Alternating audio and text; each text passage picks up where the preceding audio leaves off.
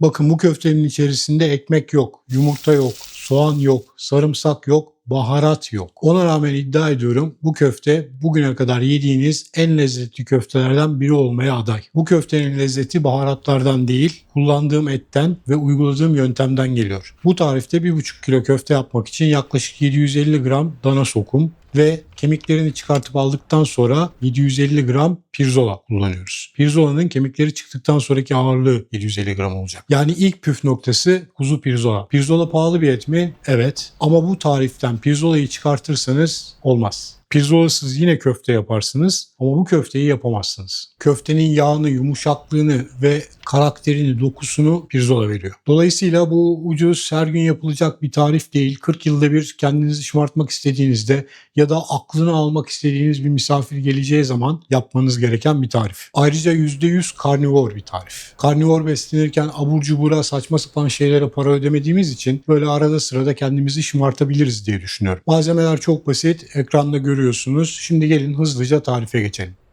Etleri önce kaba çekiyorum. Yani öncelikle kıyma makinesinin kalın delikli diskinden geçiriyorum. İlk çekimde çıkan kıyma gördüğünüz gibi daha iri taneli. Ardından kıyma makinesinin diskini değiştiriyorum ve bu sefer ince delikli diski takarak bir kere daha çekiyorum. İkinci çekimden sonra dana etiyle kuzu pirzola ve kuzu pirzolanın yağı birbirine daha iyi karışıyor. Hazır kıyma kullanmadığım için de köftenin içine ne girdiğini biliyorum. İçim rahat oluyor. Yaklaşık 1,5 kiloluk olan bu partiye 30 gram deniz tuzu ve 15 gram da karbonat ekliyorum. Baharat yok. Yalnızca tuz kullanıyorum ve karbonat da köftelerin pofuduk olması ve dokusunu koruması için. Böylelikle iyi pişirildiklerinde bile sulu ve yumuşak kalıyorlar. Burada tarifin ikinci püf noktasına dikkat. Bu köfte harcını yoğurmuyorum. Çatalla yaklaşık 2 dakika süreyle iyice karıştırıyorum. Bunu yaparken eti ezmemeye dikkat ediyorum. Amacım tuz ve karbonatın etin her tarafına olabildiğince eşit dağılması. Eti ezip macun haline getirmek değil. Köfte harcını elinizle ne kadar uzun yoğurursanız o kadar macun haline gelir ve biten köfte de o kadar lastik gibi olur. Ben etin doğal dokusunu olabildiğince korumak istiyorum ki köftelerimiz yumuşak olsun. Karıştırma işlemi tamamlandıktan sonra eti kabın içine elimle bastırıyorum. Üzerini streç filmle kapatıyorum. Eti böylece tam bir gün buzdolabında dinlendiriyorum. Bu zaman zarfında etin her tarafına dağıttığım tuz ve karbonat nemin etkisiyle etkilerini göstermeye başlıyorlar. Böylelikle eti uzun uzun yoğurmamıza gerek kalmamış oluyor. Ertesi gün köfte harcını dolaptan çıkarıyorum. Bu dondurma kaşığıyla porsiyonluyorum. Bu şekilde yapıldığında her bir köfte yaklaşık olarak 60 gram oluyor. Siz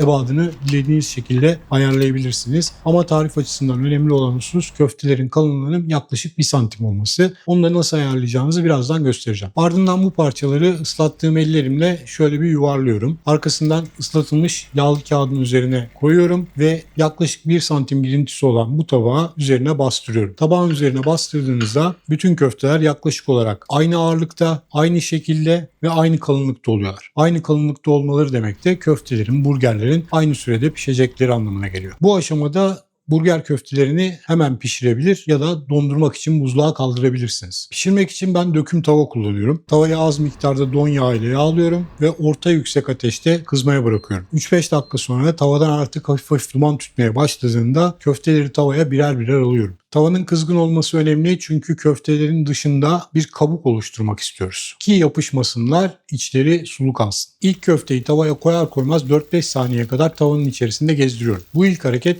köftenin tavaya yapışmasını önlüyor. İkinci köfteyi koyduğumda önce onu, ardından da birinci köfteyi gene 3-5 saniye gezdiriyorum tavada. Arkasından bu işlemi diğer köfteler için de tekrarlıyorum. Tüm köfteleri tavaya yerleştirdikten sonra yaklaşık 3 dakika süreyle kendi hallerine bırakıyorum. Bu süre zarfında altları kabuk bağlıyor, nar gibi kızarıyor. Ve böylelikle köfteler tavayı kendiliklerinden bırakıyorlar. Spatulayı altına soktuğunuzda hala tavaya tutunuyorsa zorlamayın, köfteyi dağıtırsınız. Köfteleri çevirdikten sonra ikinci yüzlerinde bir 4-5 saniye kadar gezdiriyorum. Ondan sonra yine 3 dakika süreyle kendi haline bırakıyorum. Ben köfteyi iyi pişmiş ama içi kurumamış seviyorum. Bu şekilde pişirdiğinizde tarif tam tutuyor. Döküm demir tavada, orta yüksek ateşte ve alt üst 3'er dakika süreyle pişirmelisiniz. Daha düşük ısıda daha uzun süreyle pişirirseniz kurur, daha yüksek ısıda daha çabuk pişirirseniz de içi çiğ kalır. Yani üçüncü püf noktası orta yüksek ateşte alt üst 3'er dakika. Pişen köfteleri tabağa alıp yaklaşık 5 dakika kadar dinlendiriyoruz. Tabağa alır almaz parçalamayın ki içindeki su tabağa akmasın. köfte kurumasın. Kısa bir dinlenme köftenin içindeki nemi muhafaza etmesini sağlar. Şimdi bakalım pişmiş mi? O kadar laf ettik. Acaba kuru mu olmuş? Gördüğünüz gibi iç tamamen pişmiş. Pembe kısım yok. Ama dokusuna bir bakın. Kuru değil, sert değil, lastik gibi hiç değil. Yarısını şöyle sıktığımda ne kadar yumuşak olduğunu ve içinin ne kadar sulu kaldığını görebilirsiniz. İyi pişmiş köfte ille de kurumuş köfte değildir. Ben bu köfteleri ekmeksiz yiyorum. Yanında genellikle yoğurt veya smetana oluyor. Bazen kendi yaptığım acı sostan da ekliyorum. Özetle 3 püf noktasına dikkat. 1. Kıymanın yarısı kuzu pirzola olacak. 2. Köfte harcı yoğrulmayacak ve dolapta bir gün dinlendirilecek. Ve 3.